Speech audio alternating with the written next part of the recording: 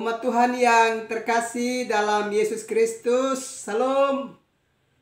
Jumpa lagi pada malam ini 14 Februari 2022. Kita sudah menerima malam pemberian Tuhan. Dan sebelum kita beristirahat, baiklah kita menyatakan syukur kita kepada Tuhan dan mendengarkan kebenaran firman-Nya. Mari kita berdoa. Kepadamu, ya Tuhan, kami menyatakan syukur dan sembah kami, karena kami sungguh merasakan lawatan dan pemeliharaan-Mu bagi hidup kami. Malam sudah menjadi bagian bagi kami. Sebelum kami beristirahat, kami mau menyatakan syukur kami dan mendengarkan kebenaran firman-Mu. Karena itu datanglah dan berkati kami sekalian. Demi Yesus Kristus yang adalah firman yang hidup itu. Padamu kami berdoa dan menyambut firman-Mu. Amin. Kita mendengarkan kebenaran firman Allah dalam kitab Mazmur 137. Ayatnya yang pertama sampai dengan ayatnya yang ke-9. Dan saya akan membacakan ayat yang pertama sampai dengan ayatnya yang ke-4. Dan ayat-ayat selanjutnya dapat dibacakan oleh umat Tuhan sekalian. Di tepi sungai-sungai Babel. Di tepi sungai-sungai Babel, di sanalah kita duduk sambil menangis. Apabila kita mengingat Sion, pada pohon-pohon gandarusa di tempat itu, kita menggantungkan kecapi kita. Sebab di sanalah orang-orang yang menawan kita, meminta kepada kita memperdengarkan nyanyian. Dan orang-orang yang menyiksa kita meminta nyanyian sukacita.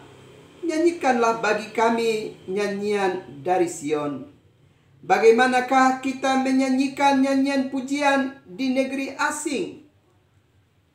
Umat Tuhan yang terkasih di dalam Yesus Kristus, demikianlah bacaan firman Allah untuk kita.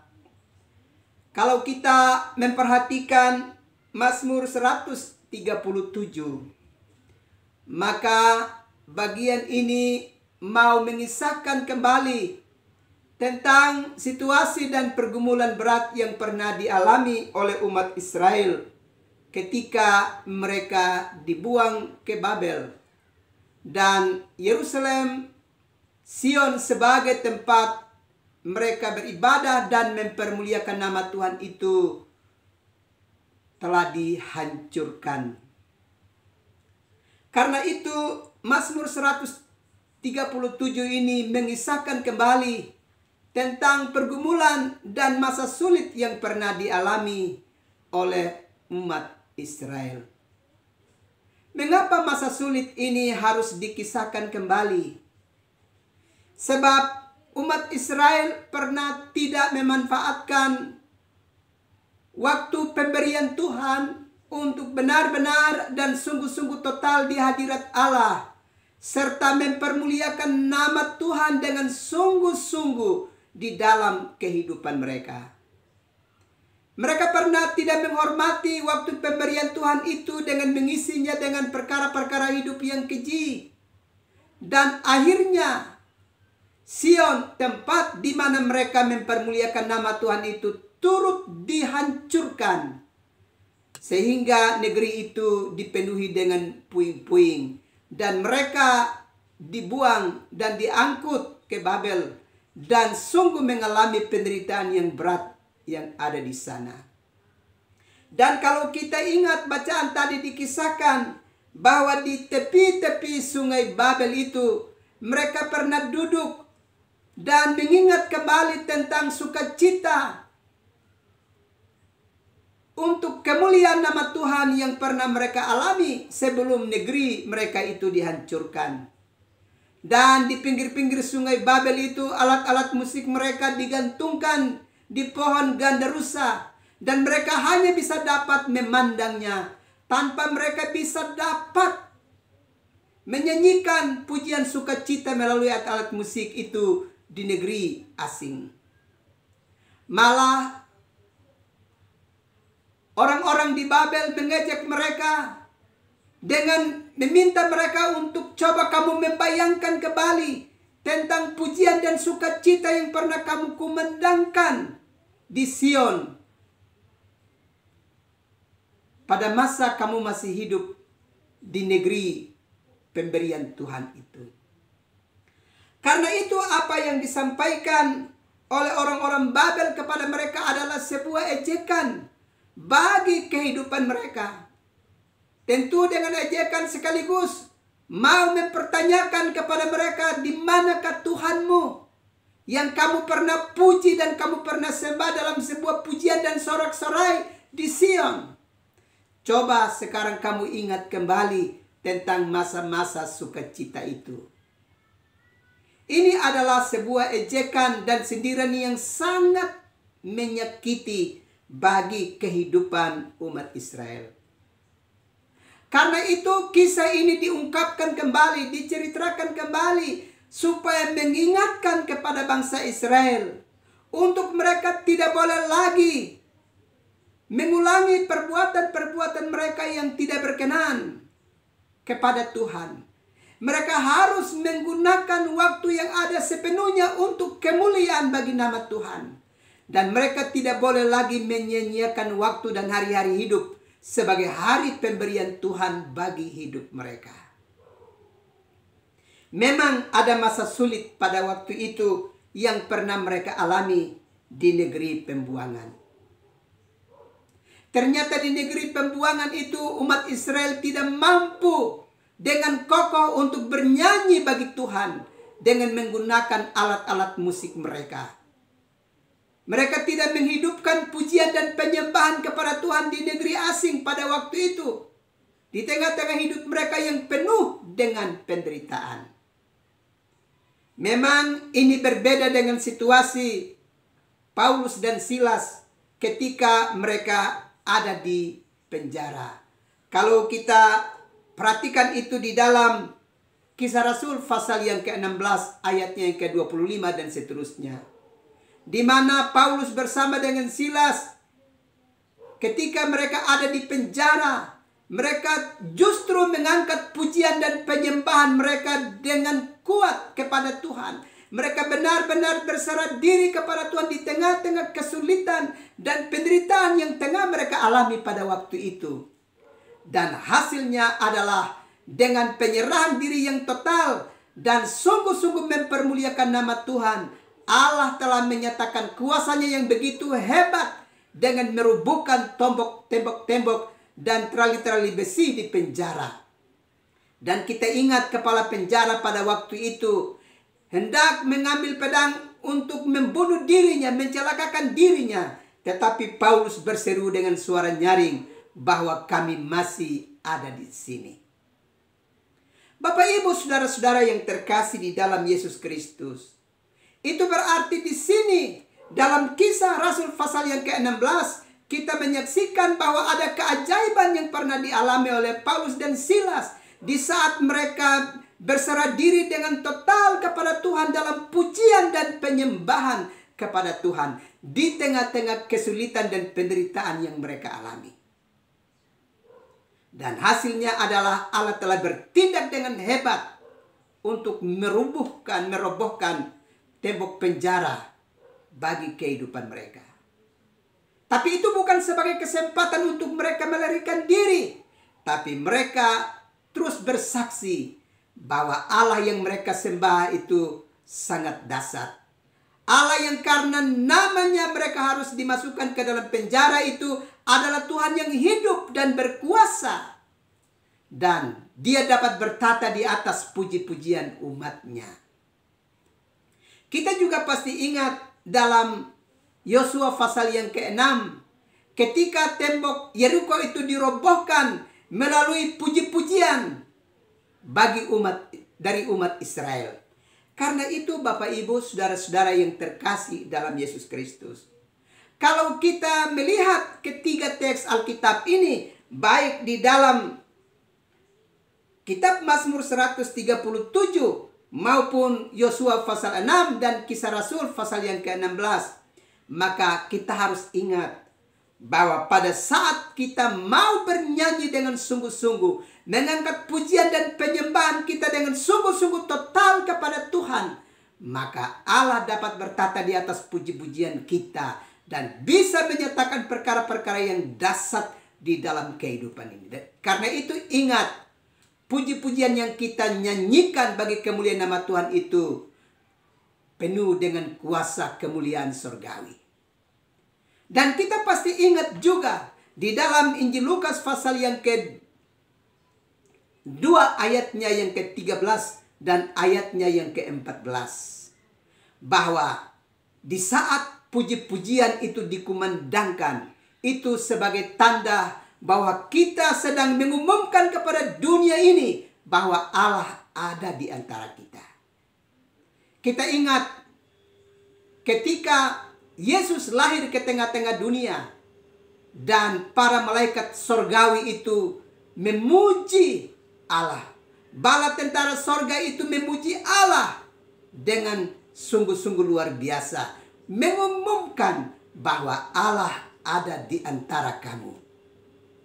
Karena itu Bapak Ibu saudara-saudara yang terkasih dalam Yesus Kristus, melalui bacaan firman Tuhan ini kita harus ingat bahwa pada saat kita mengangkat puji-pujian kita dan penyembahan kita dengan sungguh-sungguh dan total kepada Tuhan, sesungguhnya kita sedang mengumumkan kepada dunia ini bahwa Allah ada di antara kita.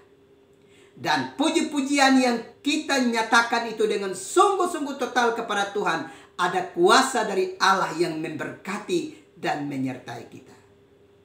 Karena itu kepada setiap keluarga dalam setiap rumah tangga, kiranya masing-masing rumah tangga itu di dalam rumah tangganya menghidupkan mezbah keluarga, supaya di sana ada pujian dan penyembahan yang terus dinyatakan bagi kemuliaan nama Tuhan.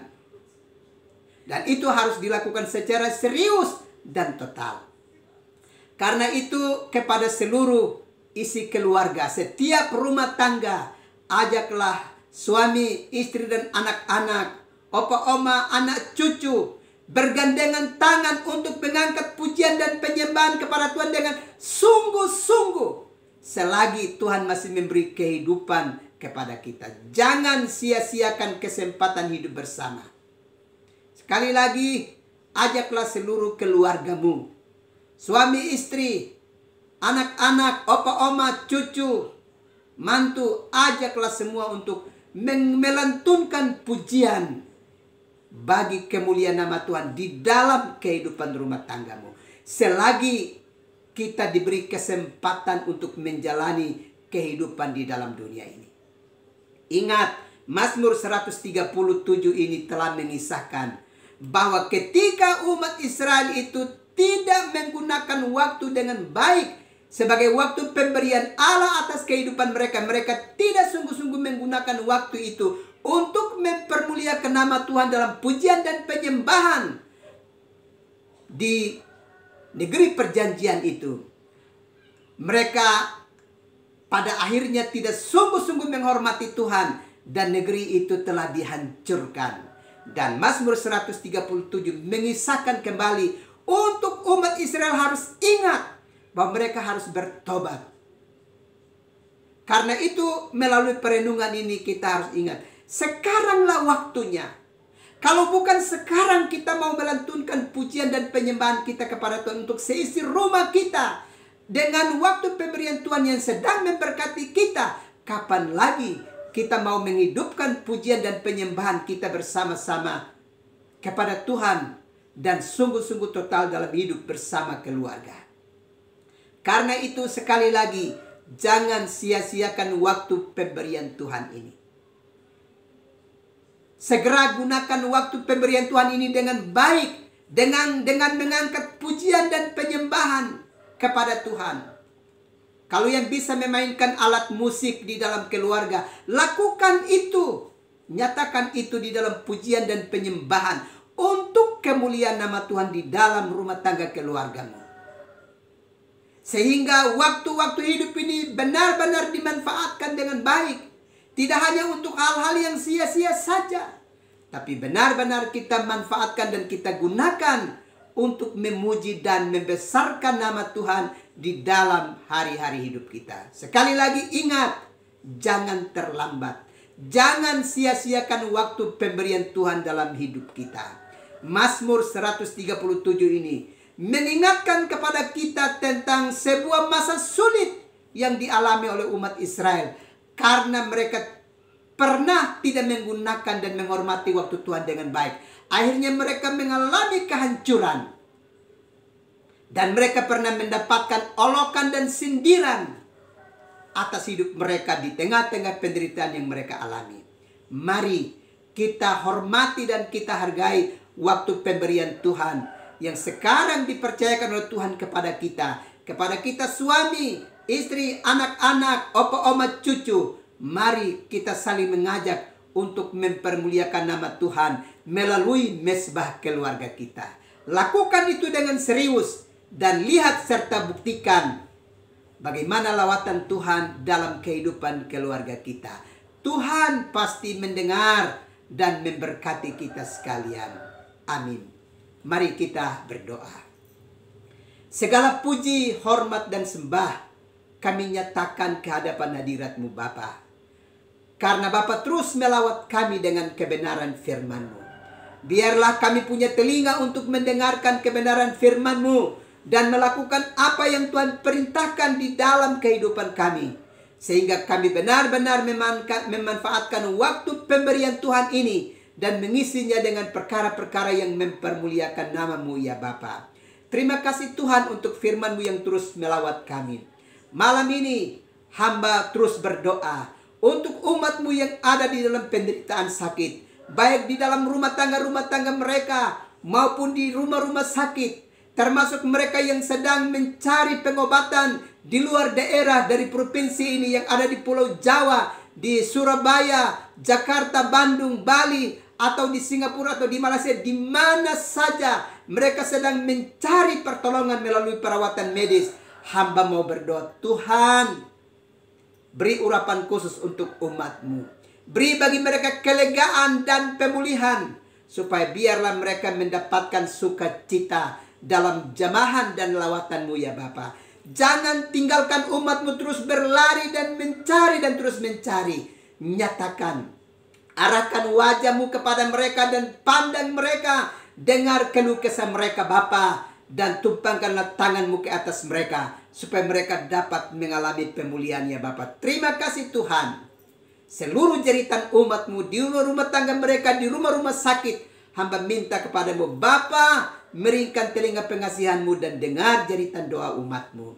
Demikian juga umat-Mu yang tengah bergumul untuk mencari nafkah dalam kehidupan mereka, baik usaha-usaha mereka, dalam tugas pekerjaan mereka, pengabdian mereka di darat, maupun mereka yang berusaha di laut sebagai para nelayan, dan berbagai usaha dan pekerjaan yang sedang digumuli oleh umat-Mu Bapa. Bukalah pintu berkat-Mu dan alirkan berkat itu memberkati umat-Mu Bapa, supaya mereka hidup dari pemberian berkat-Mu dan terus mempermuliakan nama-Mu ya Bapa. Ini kami minta kepadamu, sebab Allah lah sumber berkat yang membagi berkat untuk memberkati setiap orang dalam setiap usaha dan pekerjaan. Terima kasih Tuhan. Hamba juga berdoa untuk gereja-Mu, baik di lingkup jemaat, klasis dan sinode, dan teristimewa bagi para pemberita firman-Mu, para pendeta, penatua, diaken, pengajar, para penginjil, dan seluruh pelaku pelayan dalam gereja-Mu. Hamba minta kepadamu Bapa, perlengkapi terus dengan kuasa dan hikmat-Mu, supaya mampu berdiri atas nama-Mu untuk mewartakan warta keselamatan dan seruan pertobatan bagi umat-Mu ya Bapa. Juga kepada umat-Mu sekalian, mulai dari anak-anak kecil sampai para orang tua yang sudah putih rambut, kiranya semua mereka adalah umat yang sungguh-sungguh berserah diri dan mengandalkan Tuhan di dalam hidup mereka, dan memiliki kesetiaan untuk terus mendengarkan warta keselamatan dan melakukan firman-Mu di dalam hidup mereka. Terima kasih Bapa. Hamba juga berdoa untuk bangsa, negara, dan pemerintah kami, Bapak Presiden Joko Widodo, dan juga bersama dengan seluruh para menteri dan jajarannya dan seluruh pelaku pemerintahan di negara kami Indonesia. Bapak Gubernur, Bupati, Wali Kota di mana kami menjadi bagiannya, hamba mau berdoa, Tuhan lengkapi para pemimpin bangsa kami dengan kuasa dan hikmat-Mu supaya mereka mampu menyelenggarakan pemerintahan di negeri kami ini dalam roh takut akan Tuhan dan sungguh-sungguh mendatangkan damai sejahtera bagi hidup bersama. Dan kepada semua kami sebagai rakyat yang hidup di rumah bersama Indonesia, juga yang ada di Provinsi Nusa Tenggara Timur dan ada di rumah bersama di Kota Kasih, Kota Kupang, Tuhan Yesus tolong berkati kami sekalian. Biarlah kami sebagai rakyat-Mu juga hidup sebagai orang-orang yang takut akan Tuhan dan saling menghormati, saling menolong, saling membangun, saling menopang satu dengan yang lainnya demi kedamaian hidup bersama di negeri ini ya Tuhan. Terima kasih Bapa, malam sudah menjadi bahagian buat kami. Sesaat lagi kami akan beristirahat. Karena itu hamba berdoa, ulurkanlah tangan-Mu dan berkati kami sekalian supaya semua kami dapat beristirahat dalam keadaan yang aman. Ini doa kami Tuhan, ini sembah kami demi Yesus Kristus yang adalah Tuhan dan Juru Selamat bagi kami. Padamu kami berdoa serta mengucap syukur. Amin. Umat Tuhan yang terkasih dalam Yesus Kristus, selamat malam, selamat beristirahat. Tuhan pasti terus melindungi dan memberkati umat Tuhan sekalian. Shalom.